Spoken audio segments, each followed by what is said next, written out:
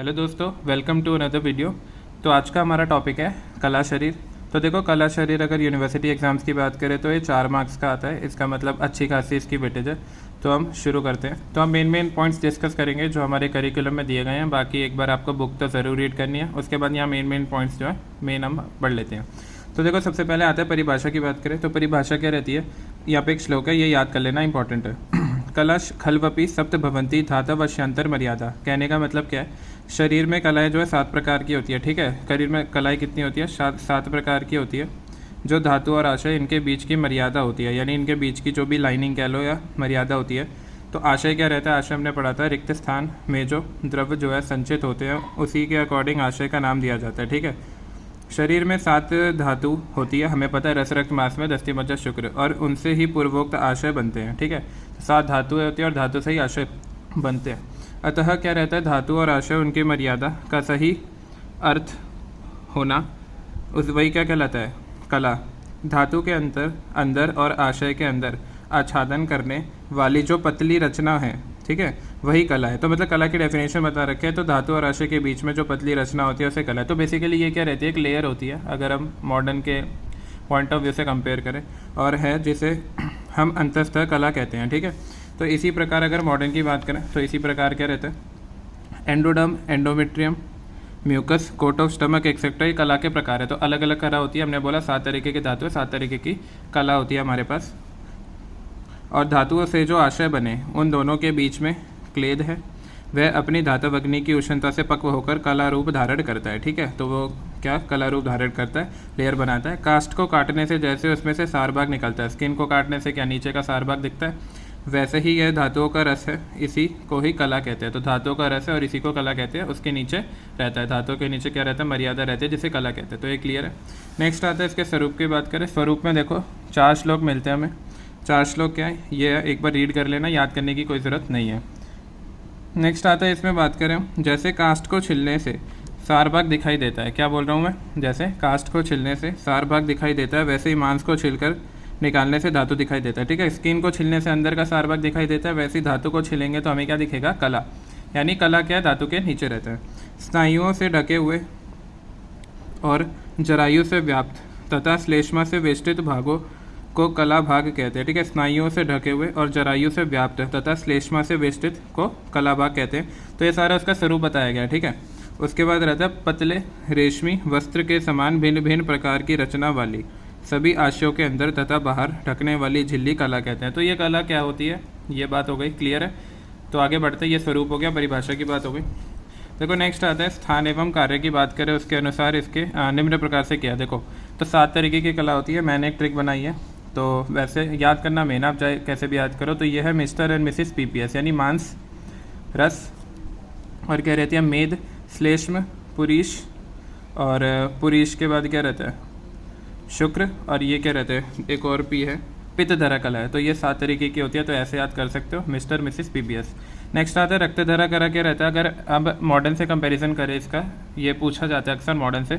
तो रक्तधरा कला endothelial lining होती है किसकी, blood vessels and sinuses in the liver and spleen है। मांसधरा कला मांस है।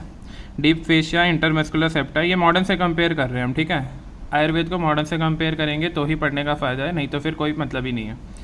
मेदधरा कला क्या रहता है, omentum greater to lesser omentum mesentery fold of peritoneum. पित्तधरा कला रहता है मेम्ब्रेन ऑफ स्मॉल इंटेस्टाइन, ये इंटर मेम्ब्रेन होगा। श्लेष्मधरा कला साइनोवियल मेम्ब्रेन ऑफ जॉइंट है। पुरीशधरा कला म्यूकस मेम्ब्रेन ऑफ कलर है। ये सब आप याद रखना, ध्यान में रखने वाली बात है, हमें पता होना चाहिए कि मॉडर्न से क्या रिलेशन है, इससे याद करने में आसानी होती है। पुरीशधरा कला क्या रहती है, mucus membrane of colon and rectum, और लास्ट में शुक्रधरा कला रहता है mucus membrane of seminal vesicles, vas deferens etcetera, और टोनिक वेजिनेस स्क्रॉटम रहता है। तो ये 7 तरीके की हो गई, मॉडर्न वाला एस्पेक्ट हो गया, इनके क्या कार्य रहते हैं। अब देखो इसके बात करें, अब नेक्स्ट आता है हमारे पास कलाओं के भेद, स्थिति एवं प्रयोजन क्या रहते हैं। तो देखो एक एक करके 7 कला के बारे में बात करेंगे। देखो इसमें क्या 2 चीज़ें हम मेन जो है डिस्कस करते हैं। श्लोक देखो, श्लोक से याद कर लोगे तो अच्छा है, नहीं तो हिंदी 7 की याद करनी पड़ेगी। तो श्लोक देखो क्या है, सिंपल है। तो इसमें 2 श्लोक आते हैं, पहला बताता है उसका स्थानमान क्या, और दूसरा बताता है उसको कंपैरिजन करके एक एग्जांपल के थ्रू कला को समझाया जाता है। सबसे पहला आता है मांसधरा कला। हमने बोला था ट्रिक क्या था, मिस्टर मिसिस पीपीएस। तो सबसे पहले क्या है, मांसधरा कला, ये सीक्वेंस है। पहली क्या है, मांसधरा कला रहती है, ऊपर नीचे से नहीं करना, गड़बड़ हो जाएगी। तो इसमें क्या रहता है, तासाम प्रथमा मांसधरा नाम यस्याम मांसे सिरा स्नायु धमनी स्रोतसाम प्रताना भवंती। मैं एक से आपको अच्छे से समझा देता हूँ, बाकी ऐसे ही अपने को पढ़ना है। तो क्या रहता है, इन 7 कलाओं में प्रथम मांसधरा कला होती है, जिसका नाम क्या मांसधरा कला है। और ये क्या रहती है, ये मांस में सिरा स्नायु धमनी और स्रोतसों की शाखा प्रशाखा होती है। ठीक है, यही बोला है श्लोक में। नेक्स्ट बात करें तो ये कहाँ पे होती है, सिरा स्नायु धमनी और स्रोत। तो पहले मैं बताया कि उसका स्थान क्या, उसके बाद उसके बताया कि क्या कर्म होते हैं और कैसे उसे कंपेयर किया गया। जिस प्रकार पंखयुक्त जल में कमलनाल के तंतु भूमि में चारों ओर फैलते हैं, ठीक है, वैसे ही मांसधरा कला का आश्रय लेकर सिरा धमनी वगैरह स्रोतों में फैलते हैं। तो ये बड़ा ही अच्छे तरीके से इसका कंपैरिजन किया कि जैसे पंखयुक्त जल में कमल का फूल जो होता है वो कमलनाल के तंतु भूमि में चारों ओर फैल जाते हैं, ऐसे वो फैल जाते हैं।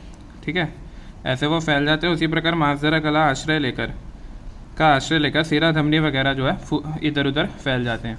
नेक्स्ट आता है रक्तधरा कला की बात करें तो मैंने श्लोक लिखे हुए हैं, हिंदी आप बुक से एक बार ज़रूर पढ़ लेना, बाकी श्लोक याद कर लो तो अच्छा है, बार बार हिंदी नहीं पढ़नी पड़ेगी। तो रक्तधरा कला में देखो क्या होता है, मैं आपको बता देता हूँ, श्लोक आपके सामने है। तो देखो बेसिकली रक्तधरा कला में क्या रहता है, रक्तधरा कला दूसरी जो कला है वो रक्तधरा कला है, ये मांस के भीतर होती है और इसमें विशेषतः सिराओं में और यकृत तथा प्लीहा में रक्त होता है। क्लियर है, तो यही बोला गया इसमें, सिराओं में यकृत तथा प्लीहा में रक्त होता है। और इसके कंपैरिजन क्या है, जैसे दूध वाले वृक्ष को प्रहार करने से दूध निकलता है, ठीक है, यहाँ पे बोला गया ना, दूध वाले वृक्ष पे प्रहार करने से दूध निकलता है, वैसे ही मांस पर शत करने से, मतलब मांस पर प्रहार करने से क्या रहता है, तुरंत ही रक्त निकलता है। तो यहीं पे जैसे दूध वाले वृक्ष पे प्रहार करने से दूध निकलता है, वैसे क्योंकि वो नीचे है ना, हमने बोला था धातु के नीचे, जैसे कास्ट के नीचे हमारा क्या रहता है, रचनाएं होती हैं, वैसे धातु के नीचे क्या होती है, कला।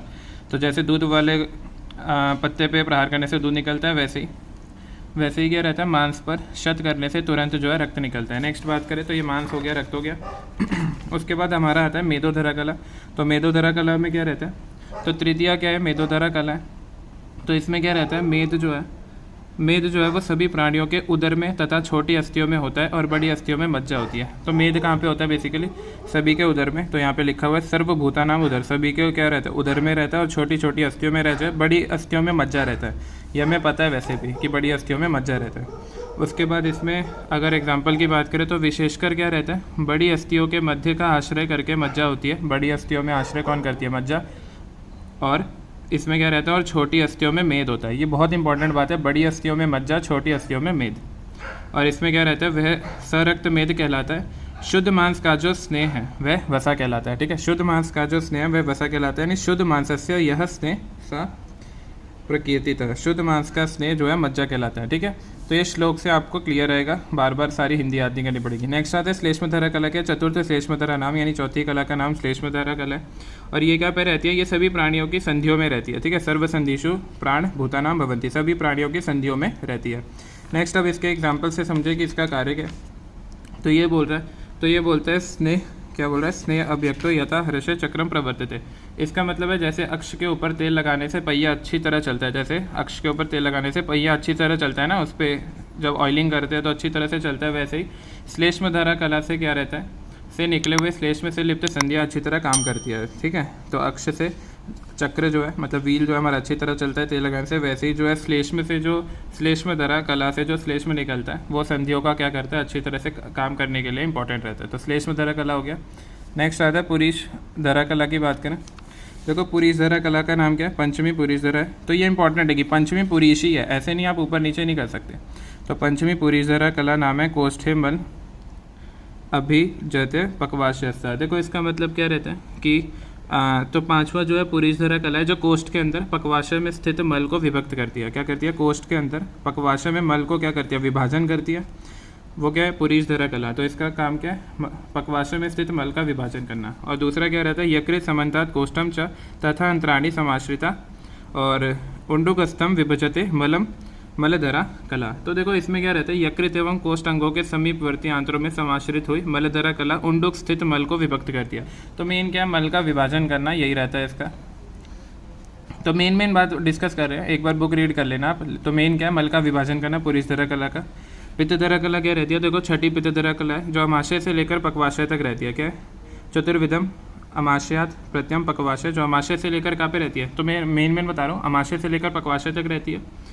आमाशय की ओर और जाने के लिए उपयुक्त चारों के अन्नपान को धारण करती है। कौन? पित्तधरा कला। चारों प्रकार के अन्नपान कौन से होते हैं? अशीत, पीड, लीड, खादित जो होते हैं, अशीत, पीड, लीड, खादित, चारों प्रकार के अन्नपान का क्या करती है?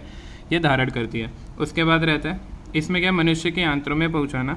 और ये क्या? ये चारों है कोष्ठगतम, ऋणाम, यथा कालम, शोडितम, पित्त, तेजसा। देखो इसका मतलब क्या रहता है? बेसिकली मनुष्य के आंत्र में पहुँचा हुआ अशीत, खादित, पीड़ और ये जो चारों है, चारों प्रकार का उचित काल में पित्त के तेज से जीर्ण हो जाता है तथा शोषित भी हो जाता है। तो पित्तधरा कला का काम क्या? बेसिकली चारों प्रकार के अन्नपान को जीर्ण करना और उसे अच्छे से पका के आगे पहुंचाना। कहा? आमाशय से पकवाशय की ओर लेके जाना। नेक्स्ट आता है लास्ट है हमारा शुक्रधरा कला। क्या रहता है? देखो सप्तमी और लास्ट वाला क्या रहता है? शुक्रधरा कला है। तो इसमें क्या? सर्व प्राणीनाम सर्व शरीर व्यापिनी, यानी शुक्रधरा कला है जो सभी प्राणियों में सर्व शरीर में व्याप्त रहता है। क्योंकि शुक्र क्या है? पूरे शरीर में रहता है, तो ये भी कहाँ होगा? पूरे शरीर में ही रहेगा, सर्व शरीर में व्याप्त रहता है। यथा पैसी सपीर्षस्तु शुरेशु यथा और करीरेशु तथा शुक्रम ऋणाम विद्यात। तो इसका मतलब क्या है कि जैसे दूध में घी एवं इक यानी गन्ने में गुड़ व्याप्त रहता है, वैसे ही मनुष्य में क्या रहता है? शुक्र व्याप्त रहता है। ठीक है, तो ये हमने फिजियोलॉजी में भी पढ़ा हुआ है कि जैसे दूध में घी और गन्ने में गुड़ व्याप्त रहता है, वैसे मनुष्य में पूरे में शुक्र जो है वो क्या रहता है? व्याप्त रहता है। ठीक है, तो ये था हमारा कला शरीर। और यहाँ पे एक चीज़ आती है, यहाँ पे एक श्लोक आता है, वैसे एक बार रीड कर लेना है। तो देखो इस श्लोक का मैं मतलब बता देता हूँ। तो ये श्लोक कहता है कि बस्ती द्वार के नीचे 2 अंगुल दक्षिण पार्श्व में पुरुष का शुक्र मूत्र मार्ग के रास्ते से बाहर निकलता है। ठीक है, 2 अंगुले दक्षिणे पार्श्वे बस्ती द्वा चप्यद मूत्र स्त्रोत यथा शुक्रम पुरुष से प्रवर्तित। क्लियर है? उसके बाद क्या? प्रसन्न होकर स्त्री प्रसंग करने वाले पुरुष के सर्व शरीर में रहता है एवं कारण प्रवृत्त होता है। और यही बता रखा है इसमें, शुक्रम प्रसन्न मतलब प्रसन्न स्त्री से स्त्रीशु तथा प्रिय हर्ष से होते हैं। तो देखो ये था रिगार्डिंग कला शरीर। मतलब मेन पॉइंट आपको पता होना चाहिए कि किस कला का क्या फंक्शन है और वो कहाँ पे सिचुएटेड रहता है। ठीक है, ये पता होना चाहिए। बाकी श्लोक एक बार पढ़ लेना, हिंदी आपको अच्छे से पता होनी चाहिए। कला टोटल 7 होती है, इनकी संख्या वगैरह पता होनी चाहिए। तो ये था रिगार्डिंग कला शरीर। आई होप आपको वीडियो अच्छी लगी होगी। मिलते हैं अगली वीडियो में, तब तक के लिए बेस्ट ऑफ लक।